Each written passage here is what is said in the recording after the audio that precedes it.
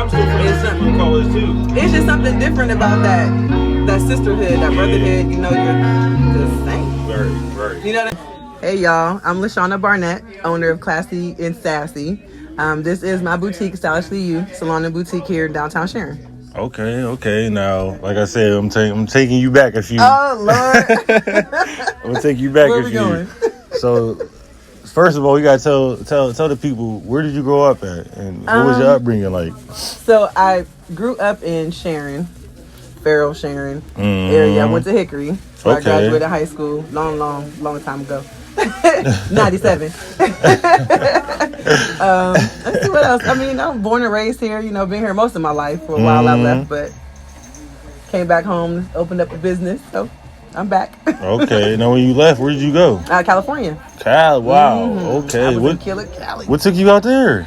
Family. I got family out there. My mom lives out there. Okay. So was there for 15 years, I think. Jeez. Yeah, a long time. Now, how you be like you out there and it's totally different, way better than here. Totally different. How do you come back here? You just do what you got to do sometimes. I hear you. Nothing wrong with that. As I sip my wine, you just gotta do what you gotta do sometimes. So, what was your upbringing like your whole household? I mean, siblings or? Yeah, I got 3 brothers, 1 sister. Grew up with 2 of my brothers in that same household. Okay. Sports family. We all play sports. I play volleyball. I coach volleyball now. Actually, good stock. Good stock. What was you the middle child or? I am the second to the oldest. Second to. Yes. Whoa, I'm the second to the oldest. You know what they say about that? What? They say the second one is the craziest one. She gotta take a sip. I even got sip to that one. I gotta sip to that one too, girl.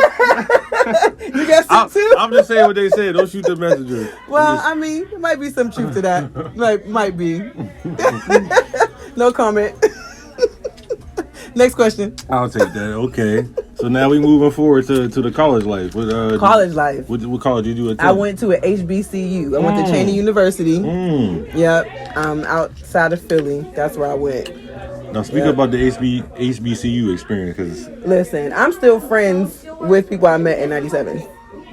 I mean, but I'm still friends with people in college too. It's just something different about that sisterhood, that brotherhood. You know, you're the same. Right.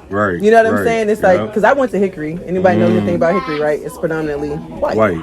Then I went to a predominantly black college. It was so different. But yeah, I made some great friendships, great connections. So that's yeah, great. I enjoy. I try to get my kids to go HBCU, but no luck yet. Think they'll love it. It's different experience. Yeah, different generation too. Yeah, that too. But yeah, I played volleyball there in college, so I went there on a scholarship. Okay. Played volleyball there, so yeah. So after you played volleyball and everything, what did you have any, like, when volleyball season ended, did you have any dreams to go play anywhere else, or? No, only thing I ever wanted to do really was coach.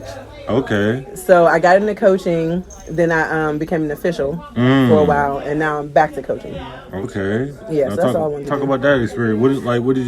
Did you always want to be a coach, or is that something okay. I love the whole teaching aspect of the game. Right now I'm coaching, well, we just finished yesterday actually, junior high. Okay. So I got girls who've never played before. Like, I love that. I was able to strip this game down for them, and that's hard too though, right? Yeah, it can be hard. But I got junior high at New Wilmington, and I have a high school as well. Okay. Then I coach at travel, like it's like AAU. I think it in Ohio, in Campbell, Ohio. Okay. I coach there as well. Now, what was I going to say? Too many shots. So, coaching and everything, like, who do you look up to? What's some inspiration that you look up to, like, as far as coaches? Actually, Dominique's mom. Okay. Sheila was my high school volleyball coach. Okay, shout out to Miss Sheila. Yep, Miss Sheila. Yes, I learned a lot from her, and then Chucky Fleet was my high school coach as well. Okay. So I take a lot of what I do now is actually things that they instilled in me back in '95. You know, I just carried it with me. So Right. Okay. Yeah. So, all right. Now moving forward, past college and everything. Okay. Fast forward. So, what brought you to the idea of starting your own salon? How did that come up about? That's something I've always wanted to do. When I was 19, actually, the woman out there right now who's doing hair, I worked in her salon. Wow. When I was 19 years old. So it's funny how life, brings you back. You just got ideas and fell in love with it. Yep. Wow. So she encouraged me to go to school, which I did. Got my cosmetology license, oh gosh, maybe 22 years ago, I think. 20 years ago, something like that. So, but I've always wanted my own. Yeah. Always wanted my own. And there was a lady in Youngstown. My mom used to get her hair done out there, and she had a boutique. When you first walked in her shop, she had hats and accessories, jewelry. And I'm like, man, this is dope. Right, yep. While you wait, right? Than just doing hair. Mm-hmm. Yep. So that's where I got this idea from. So got the boutique back here, the salon, and the esthetician room. So that's what I was going to speak on. Too. Like you said, you ain't just doing hair. So yeah. Speak of what else is in the shop? A little bit of everything. So right now it is just mainly women. I do have unisex items, but I want to get to men's as well, because I don't feel like you guys got a lot of places to go to. That's true. Especially around here. Especially around here, right? True. You don't always want to run to the Eastwood Mall or the South Park Mall, and you don't want to wear the same thing that everybody else has. True. So yeah, I want to gradually get into that too. So that's my goal. So you got I know you just opened and everything, and congrats on that. Thank you. And so you got the closing. How would you promote that? To get, to get the males and everybody else to come and to really buy stuff. Social media is a beast. It is. Honestly, I put on a pair of jeans right there. I made a reel. I think it was 60 seconds long. It got 1,000 views. Wow. And then I had people, can I have those jeans? What size you got? Can I come get them? Right. Honestly, that easy. Wow. That easy. So when you made the reel, did you do it on TikTok or it was different platforms? I used Instagram. I used Instagram, but then I put it on Facebook. Okay. And my Snap, and then it just, it's public. Yeah. So people see it. People came in here today and said, "Oh, I seen your post on social media." I didn't know who they were. They just came in the shop. Right. Social media is a beast. It is. It definitely is. For real. So. Now, like you said, you was 19 and you was working. So, what would you tell some advice to younger females? That don't want to start their own business or anything. Well, I can tell you what I regret, honestly, is not having the courage to go out there and do it at a younger age, because I could have had all this 20 years ago, right? Wow. But of course, it's all in God's time, and this was the right time. Yep. But I wanted to do this when I was 22 years old, but I didn't feel that I could. And why you didn't feel like that way? Was it money or, like you said, courage? Competition, there's a salon on every corner. Hell, I got 2 around me right now. I'm in the middle of 2. You know what I'm saying? So you think dang, can I do this? Am I going to be able to do this? Can I make it successful? And then it's almost like you talk yourself out of your dream. Yep. And that's what I did. But, here I am now. So I guess my advice would be, don't be your own worst enemy. Don't stand in your own way. Mm-hmm. Yeah. Don't stand in your own way. What? Because you said you kind of took it away, you steered it away a little. So what brought you back? What gave you that motivation again to be like, I want to do this now, and I am gonna do it? Honestly, it was a conversation I had with my dad. Okay. He said, "Aren't you tired of going into other people's stuff?" Straight up. Trey was just talking about.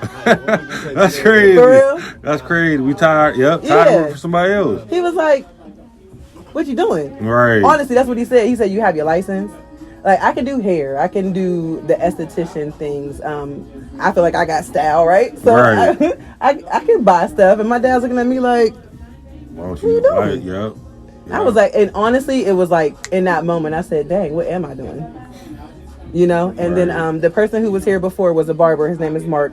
Okay, in the cut. Yep. Yeah, he was here before, and when I found out he left, I called him and I said, "I need your number to your landlord." Yeah. He was like, "You'll love him. He's great. Hit him up." And I did, and got it. It just happened like that. It was so quick. What was you doing before like you started your own business and everything though? Well, I was working at New Wilmington. I worked in the special education department there. Okay. But I actually resigned. February 28th was my last day of work. I told myself I'm about to go all in 100% into my own business because it was taken away, honestly, because I was there, 8 to 4. Exactly. Yep. Exactly. I was there you 8 ain't to got 4. time. Yep. And I had this building and it was legit just sitting here. I'm paying my landlord money and I'm not even doing it. I'm not doing it because I didn't have the time. Right. And I said enough. Something had to give. Right. Something had to go. And of course I missed the kids I worked with and the people I worked with, but this is where I'm supposed to be. Yep. So I'm on a budget now. You're gonna make that money back. You're gonna make that money back. It is what it is. All right, so how long did it take for you to get everything in here situated? How you doing it? That was a process. That was definitely a process. So I had to get my wholesale license first. So once I got my wholesale license, then I was able, of course, to go on the different websites and shop in bulk. Right. That is actually fun to shop. It's actually quite fun. So, but not luckily, I need to stop saying that. I was blessed with a grant from the city of Sharon. So I just took that grant money and purchased the apparel. Yeah. So everything that I put in the shop, I actually got back on the grant. Yeah. So yeah, it is definitely was a blessing. So, but it didn't take long. I mean, about a month or so. That's it. Mm-hmm. Oh, that ain't bad. Yeah. Put the racks up. Now that everything is up and everything is running, how do you feel about how it turned out? Is it how you picture it? Yeah, today was a good day. Good. It was actually better. I mean, my family came from Virginia, Pittsburgh. Yeah, that's it was nice. It was nice. I didn't know how it was gonna turn out. I was like, no one's gonna come. It's gonna show up. It's raining. It's all nasty out. Like no one's gonna come. And I was wrong. Everybody plus some came, so it was great. That's good. Yeah. Well, shout out to you, like I said. Thank you. In the shop. Thank you for the special interview. Thank you so much. Trev behind the camera. Bug TV, man. Thank you.